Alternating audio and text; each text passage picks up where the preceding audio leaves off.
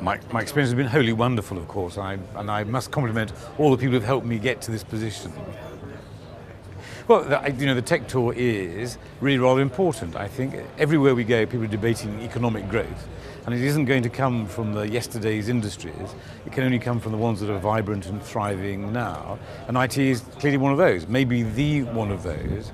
And I'm rather pleased we're doing it in London, because London obviously has been the capital city of capital since time immemorial, and now we're based here in Shoreditch for the tech tour, and Shoreditch is this thriving new cluster like the one in Berlin, the one in Dublin, the ones in Paris and so on, which are all showing that young people in their 20s and their 30s have no fear of starting business, and this is how we will grow the Western economies.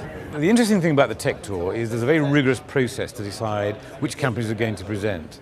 The selection panel looked at 125, 130 companies that were nominated and whittled that list down to the 25 that we've seen. So it's an independent process, it's really interesting, and it does two things.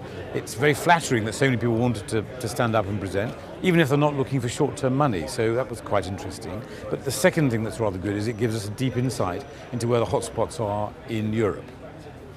And in Europe, the hotspots seem to be, based on this tech tour, social gaming, which is very important, mobile advertising, which seems to be very important, and rather interestingly, Europe seems to have an edge in both of those. So this isn't emulating an American model, but rather building a unique European model, which may then expand into the States.